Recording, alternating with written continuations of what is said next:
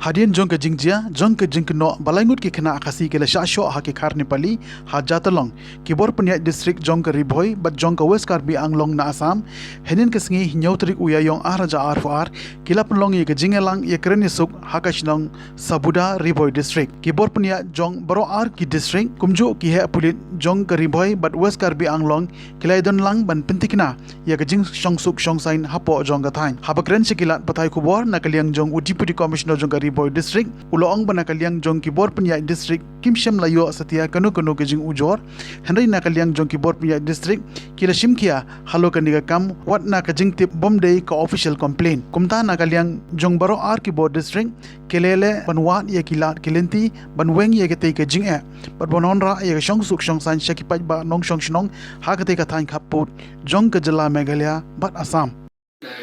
there has been some restriction on the movement of people in Jatalong area. So far nothing officially we have received anything like that, but since it's a very serious complaint, so we have also talked to the counterparts in the corresponding district of Assam. I've also talked to the DC and police have also in continuous talk. So we will find out the issue and try to resolve it as soon as possible.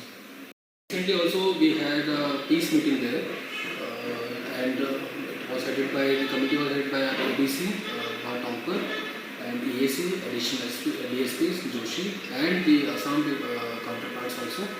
And it was basically to maintain the law and order, peace and tranquility in the areas, and to assure that district administration is always with the people of the concerned area.